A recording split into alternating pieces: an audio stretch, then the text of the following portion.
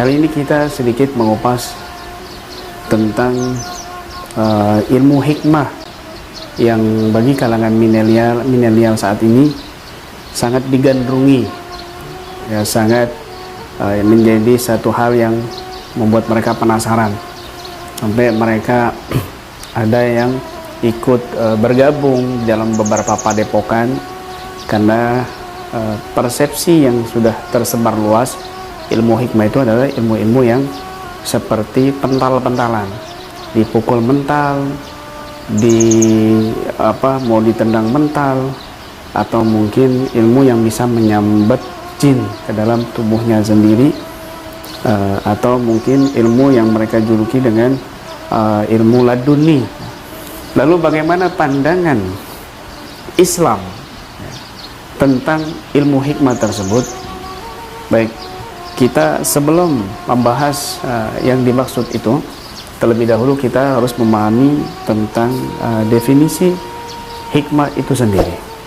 Allah Subhanahu wa ta'ala berfirman dalam Al-Quran, yu'til hikmata man yasha wa man yu'tal hikmata faqad utiya khairan katsira. Allah memberikan hikmah kepada orang yang Allah kehendaki. Barang siapa yang Allah berikan hikmah, maka dia telah diberikan oleh Allah Subhanahu wa ta'ala kebaikan yang banyak sekali. Nah, para ulama ahli tafsir menafsirkan, mengomentari hikmah dalam al-hikmah dalam ayat ini, ya, bermacam-macam, tetapi maknanya itu satu kesatuan. Di antaranya, ya, di dalam tafsir At-Tabari, ya, di sini dijelaskan al-hikmah yu'til hikmatah, yakni yu'tillahu al-isabata fil qali wal fi'li man yasha min ibadihi wa may yu'tal isabata fi dhalik minhum faqad utiya khairan katsira. Dalam tafsir At-Tabari dikatakan Allah memberikan hikmah, artinya Allah memberikan kebenaran di dalam ucapan dan perbuatannya pada orang yang Allah kehendaki dari hamba-hambanya. Dan barang siapa yang Allah anugerahkan kebenaran pada ucapan dan perbuatannya, maka sungguh Allah telah berikan kebaikan yang banyak untuk orang tersebut. Nah, hikmah di sini maknanya anugerah atau hidayah, petunjuk, kebenaran di dalam ucapan dan perbuatan. Ini kembali lagi kepada ilmu tasawuf, kembali lagi kepada al-thariqah, ya. Artinya ilmu hikmah ini kebenaran di dalam ucapannya, kebenaran juga di dalam perbuatannya. Itulah orang ahli hikmah. Nah, maka makna yang dimaksud hikmah oleh Allah Subhanahu wa ta'ala dan Rasulnya dan juga para ulama Ahlussunnah Jamaah, ya, di antaranya mereka yang memiliki kebenaran di dalam ucapan dan perbuatan. Siapa orang yang Allah berikan anugerah ini, kebenaran di dalam ucapan dan perbuatannya, maka sungguh Allah telah berikan kebaikan yang banyak.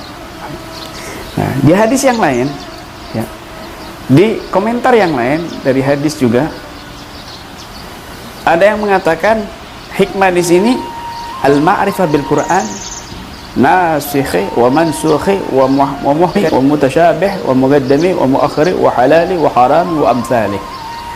Yaitu hikmah yang dimaksud di situ adalah Al-Quran dan ilmu nasikh mansukh, ilmu muhkam, ilmu mutasyabih, ilmu muqaddam, muakhar, dan tentang halal dan haram yang dijelaskan dalam Al-Quran dan semisalnya. Maka hikmah di sini adalah yang menyangkut ilmu Al-Quran dan semua peralatan daripada ilmu Al-Quran. Itu adalah ilmu hikmah. Nah, kemudian juga ada yang menafsirkan di sini yang mengomentari dengan hadis juga bahwasanya al-hikmah di situ adalah al-fiqih fil Quran atau al-faham fil Quran, yaitu kepahaman tentang Al-Quran, ya. Maka tafsir-tafsir dari para ulama ini yang diambil hujahnya dari hadis-hadis juga, semua itu tadi dari hadis-hadis Nabi SAW, maka ini menjadi pemahaman satu kesatuan yang luar biasa, bahwa al-hikmah di sini barang siapa Allah memberikan yu'til hikmatan may yasha, Allah memberikan hikmah, ilmu hikmah kepada orang yang Allah kehendaki, wa may yu'tal hikmata faqad utiya khairan katsira, barang siapa yang Allah berikan ilmu hikmah, maka Allah telah berikan kebaikan yang banyak. Yang pertama tadi adalah al-isabah fil qaul wal fi'il, kebenaran di dalam ucapannya dan di dalam perbuatannya. Maka ketika ada ahli hikmah membuat adegan-adegan settingan, bohong di dalam ucapan, bohong di dalam perbuatan, ini jauh dari kata hikmah yang sesungguhnya. Ini jauh dari kata ahli hikmah yang dimaksud oleh Allah Subhanahu wa taala dan Rasulnya. Kenapa? Karena ahli hikmah adalah al-isabah fil qaul wal fi'il, kebenaran di dalam ucapan dan perbuatannya. Ini kembali kepada ilmu tasawuf, ilmu hati, ilmu thariqah. Maka yang lebih layak disebut ahli hikmah adalah mereka al-mutasawwifah atau ahlu thariqah. Mereka yang lebih layak disebut ahli hikmah adalah orang-orang yang sibuk di dalam memperbaiki ucapannya, di dalam memperbaiki perbuatannya, dalam langkah-langkah jalur-jalur kebaikan yang sudah ditetapkan oleh syariat Islam melalui guru-guru yang tersambung sampai kepada guru-guru kita yang soleh atau sampai kepada para mursyid-mursyid. Maka pada hakikatnya orang ahli thariqah, pada hakikatnya ahli tasawuf, mereka lah yang sebenarnya layak disebut ahlul hikmah. Barang siapa yang masuk kepada itu, barang siapa yang Allah anugerahi itu, faqad utiya khairan katsira, maka sungguh Allah telah berikan kebaikan yang banyak. Dan kemudian juga tadi ada pemahaman tafsir hikmah di situ, al-faham fil Quran, memahami di dalam Al-Quran, paham tentang ilmu Al-Quran, paham tentang ilmu alat-alat Al-Quran, paham tentang manfaatnya Al-Quran, paham tentang barokahnya Al-Quran. Sering kami singgung bahwa Al-Quran ini bisa menjadi obat zahir dan batin untuk akidah kita, akhlak kita, bahkan fisik kita dan jasad kita. Wa nunazzil minal Qur'an ma huwa syifaa'un wa rahmatun lil mu'minin.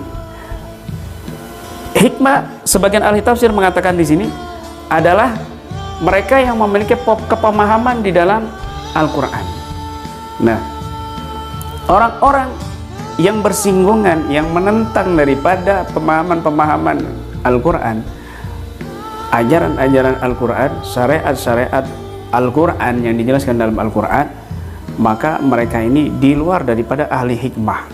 Tetapi mereka yang mengutamakan Al-Quran, yang berpegang teguh dengan Al-Quran, yang menjadikan Al-Quran sebagai obat utama untuk penyakit kita, baik zahir dan batin, betul-betul memahami Al-Quran dengan benar, maka merekalah yang layak disebut dengan ahlul hikmah. Maka dari pemahaman ini, tafsir ini, kita bisa pahami bahwasanya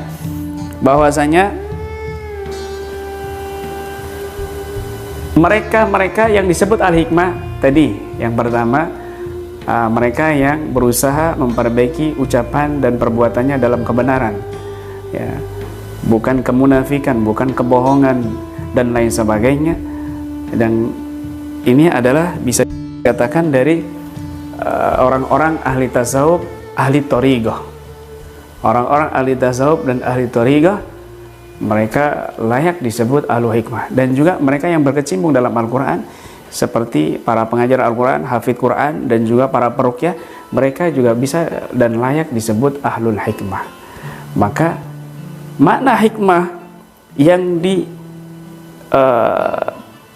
disesatkan, makna hikmah yang dimaknai di luar makna yang sesungguhnya, yang viral, yang digandrungi kaum milenial saat ini, bukanlah makna yang dimaksud dalam Al-Quran, yang dimaksud oleh Allah dan Rasulnya. Jadi seperti ilmu laduni, ilmu karomah-karomahan, atau dipukul mental dan lain sebagainya, ini makna persepsi yang sudah jauh dari makna yang sesungguhnya. Nah, dari sini kita bisa paham, ya, siapa yang layak yang disebut ahlul hikmah sesungguhnya dalam Al-Quran, dan siapa mereka yang beruntung, faqad utiya khairan katsira, telah Allah berikan kebaikan yang banyak.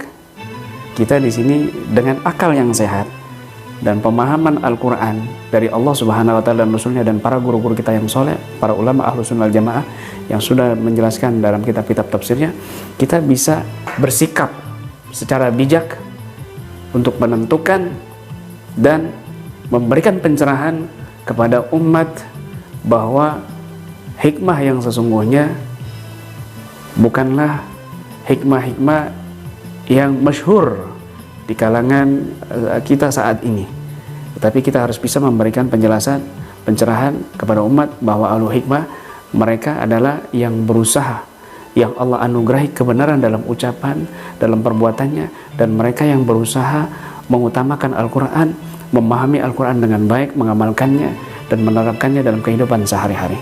Inilah makna hikmah atau ilmu hikmah yang sesungguhnya.